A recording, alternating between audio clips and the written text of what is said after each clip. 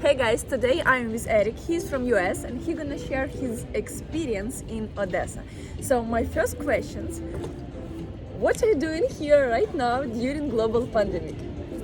Well, I came in August and had a fantastic time and made some friends, and I had the time to come back. So I decided to come back and spend basically half of October and half of November here.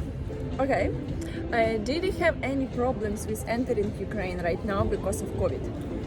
No, not at all, actually. So my first trip I did because I didn't have a Ukrainian SIM card to download the Devodma app, and I didn't have a test. So I learned from my first trip. And so this time I purchased insurance beforehand. Okay. I did a COVID test 48 hours before I flew, and I had my phone ready to go, and it was maybe 10 minutes to get through immigration. Okay. You told me you want to get a residence permit. Can you tell me why, how long it took, and why do you want to stay longer in Ukraine? Or what's the idea? Did you have any business? How did you get this residence? So the reason I want the residence permit is that when the country closed in September, they didn't allow anyone in that was a tourist, but if you had a temporary residence, you could still come into the country. So the big reason I want the residence permit is it lets me enter Ukraine even if it does close for COVID.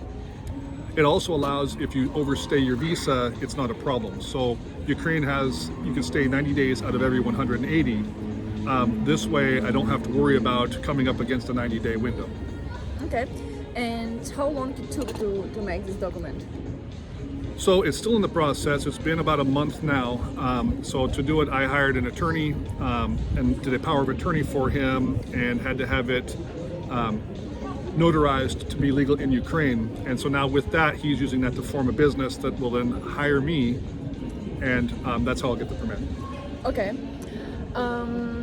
Any advice for future people, for tourists who want to do the same permit? Do you, from your experience, can you advise them something? Yes, so one of the big ones is plan ahead, because if you need to get documents notarized for Ukraine, it can be very expensive if you try to do it at the last minute. So unless you have an open consulate near you, you have to get it apostized, which is, in my case, was $300 a document to get it done quickly. If you plan ahead, it can be a lot cheaper, so you save money planning ahead. Okay. Did you have, if you're here already second or third time, I don't know. Second time. Second time. Did you have any stereotypes or fears before coming to Ukraine? I'm sure you had something you hear about Ukraine, maybe not the best. And as soon as you came here, you realized, no, it was wrong. Well, first I did a lot of research before I came. So I did watch a lot of videos on YouTube and did look at things. But yes, there was some concerns because Ukraine has a reputation for corruption and particularly in the political side of things. But it's something that I think has changed a great deal in the last 10 years. And so before I came, I worried a little bit about that. Having been here, it's not a concern anymore. It's certainly there's going to be corruption in government, but there's corruption in government everywhere. True. Yep. One of the big things I found though was a lot of times people have the impression that Ukrainians are a little bit more cold and distant, because when you look at people walking down the street, they have a straight face, they look straight ahead, and they go where they're going. Okay. Whereas in America, you're more used to, you at least give a polite Smile. nod to everybody, and you smile at them, which will make you odd here. Okay. However, once you get to know somebody or you start a conversation, most Ukrainians that I've found have actually been very warm and open and happy to help you if you ask for help. Okay, it's true actually, yes. What can you say about, compared to US, about quality of life here? Because a lot of people has a stereotype, and especially personally in my experience, people from US had a feeling like it's a third world country. What can you say about? I would say that like any country, there are wealthy people and there are poor people, both here and in the US. But your dollar goes a lot farther in Ukraine. If you have even a little bit of money, you can live very, very well here. You can get a very nice apartment or buy a house. Rent here is significantly less than in the US for a comparable building. However, you do need to have money to live just like anywhere else. Okay, so you don't miss any quality. I really don't know, and in fact, I'll be honest with you, I think the food is vastly superior here. One of the great. things I really enjoy is, number one, it's fresh, it's healthy, and it's a portion that's a proper dinner. So if I order a filet of mignon, I get a steak. I don't get a steak and 3 pounds of mashed potatoes and French fries and everything else. It is a perfectly cooked, delicious steak. Great. Actually, it's true. Food is amazing in Ukraine and in Odessa also. Dating website, dating marriage agency. I always tell them that 90% is fake, and you can tell your own experience with this type of services. What do you think? What's your experience? So I think that yes, the marriage agencies and the dating websites, the things like Anastasia Date or Victoria Hearts, I think are almost entirely fake. I think that it is a girl that sells pictures, and you're talking to a translator. Yep, maybe a guy. Yes, possibly, very likely to be a guy. But there's different types of websites. So, for example, Instagram, you can meet probably 20,000 girls in Odessa just from Instagram pictures. You can go on Tinder, and it's actually quite a few people on Tinder. Or they also have not marriage agencies but matchmaking services, where they actually will. It's not an online dating. You don't talk online. They just put you in. You go out and you have a meal with somebody for the first time, just like you would normally dating. So it just depends on what sort of online service you're using. Okay, so personally, your experience was successful. Yes. Okay, great. So it still have some chances it can be true, even you know that this 90% of all this website it's unfortunately fake. But you need to make a deeper research, I think. Yeah, so in this case, I didn't go through a website. I mean, the business I used has a website, but I did it individually, dealing with the owner of the company, and so it's always a personal communication with her by WhatsApp or emails. It's not going online and just picking a picture and starting to talk to somebody. Okay, and what do you think about some like free apps like Badoo, Tinder, and this type of app? So I don't know anything about Badoo, so I can't speak to that. I mean, it's similar to yes. Tinder, but something local. But I think Tinder is something that can work. It's going to be a case of, again, you don't really know any more about somebody other than a couple of quick pictures. So I think you're going to swipe left a lot and not find anything. Okay. But it does improve your chances of meeting someone. Okay, and why do you think generally a Ukrainian woman, it's a good idea generally, Ukrainian woman compared to American maybe, or compared to other countries? I think it depends, number one, just on personal preference, so it's number one, what are you attracted to? So if you like Caucasian women, Ukrainian women are the most beautiful women in the world, as you can see. But the other thing is, Ukrainian women, they have it's a little bit different attitude. They want to be feminine. They want to take the time to look good. They want to, if you want a family, almost every Ukrainian woman I've met is very interested in a family. That's what, in the long run, that's what everybody's looking for. And it's not always the case in the US and Western Europe particularly.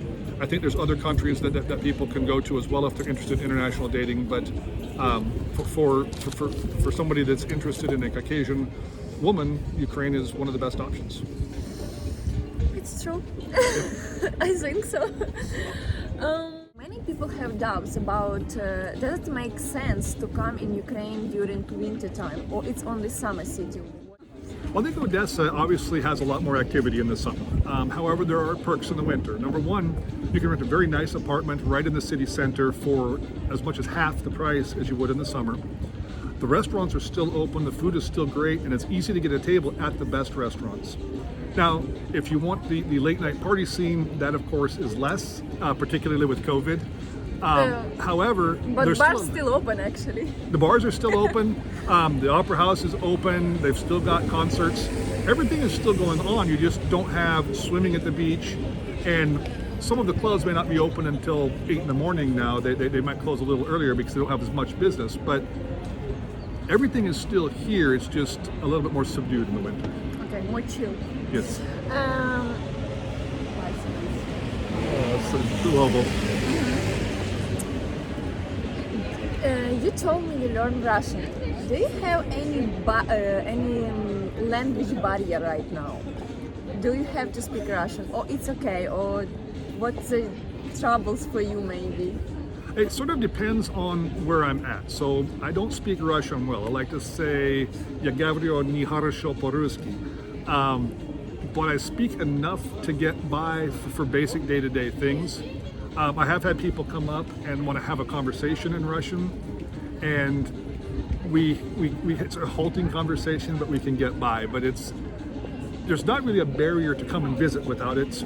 All of the restaurants and shops will have somebody there that speaks a little bit of English, and you can get what you need. However, I think your experience will be significantly better if you at least have some Russian. And we said earlier, we talked about how people in Odessa can be friendly and want to help you.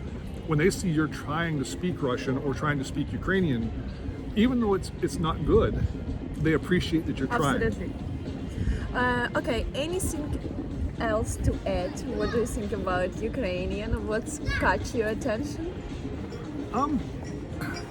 It's a good question. For me, I enjoyed some of the history. So my last trip, I went to Kiev, and I had a chance to visit the Motherland Monument and some of the nice sites in Kiev. In the winter, if you come, I would recommend going to Lviv. It's a beautiful city as well in the winter. So one of the nice things with Ukraine is, number one, it's open during COVID. And once you're in the country, you can travel to various interesting areas. It could be Lviv, it could be Kiev, it could be Chernobyl. I mean, it's something that people of my age, we remember when Chernobyl happened, and it was such a big thing. And you can actually do an excursion now to Chernobyl. So I think Ukraine has a lot to offer. If somebody's looking to do a European holiday that they can't do now, Ukraine makes a good option because you do have, it's a mix. You've got some new buildings, you've got some Soviet era buildings, and then you've got some beautiful old historic buildings. And so you get to see a lot of different things. So I honestly, I enjoy my time here. I think other people would too. You just have to give it a chance. Okay, and it's true actually, even during the COVID and everything is closed right now, but in Ukraine you can travel everywhere. Everything is open. We have some rules, but these rules people not really follows. It's bad actually, but it is how it is. So in Ukraine you have more opportunity to travel right now than everywhere in Europe, I think. Pretty much everywhere in Europe, yeah. I think that you can do. Belarus, I think, is wide open, but I'm not sure you want to go to Belarus right now. Belarus, maybe it's not a good idea right now. And I know Serbia was open. I don't know if they're still open, but most of Europe, particularly Western Europe, where people traditionally think of going on holidays, is closed. One other area here that's, again, you could take a weekend trip here is Turkey is open. So you could go to the beach in Turkey. So there is some opportunities there. But yeah, so this year with COVID, this might be a good place to come. Absolutely. So come to Ukraine, especially even during the COVID. And you want to mention about what do you think, how people trying to behave and how the girls look especially? So one of the things I noticed here, I really noticed it in August. It's a little bit embarrassing for me, but you have to know about. Yes, so one of the things here is that people like to show off their wealth. And even if it's not a lot of wealth, they will spend, if they have $100,000, they'll spend $95,000 to buy a Tesla. So everybody knows that they have $100,000, even though now they don't have $100,000, they have $5,000 because they have the Tesla. And so it's something you really notice is that brand names are very big here. So if you've got a Gucci logo or even a Levi's logo, everywhere. People love it. Sometimes it looks like you're walking down a NASCAR pit road with everybody having all their sponsors on them. So that's one thing I did notice that was kind of funny, and I've talked a little bit about that, is that, for example, in the US and a lot of Europe, when you see the wealthy people, they're very subdued. One of the favorite stories I had was I grew up in Seattle, and Bill Gates would go and wait in line at a cheap hamburger stand with everybody else to buy a $2 hamburger, and you don't see that here. Absolutely. If you have enough money, you will definitely already gonna pretend that you're somehow better, or all your brands should scream how successful you are. It's somehow a shame for me, but unfortunately it's true. You have to know this, and it's just, I don't know, a funny difference between some of European countries. But yeah, it exists. But maybe we need some time. Okay, thank you so much, Eric. It was very interesting and funny, and I hope after this video maybe more people come to Ukraine, and even special during the pandemic.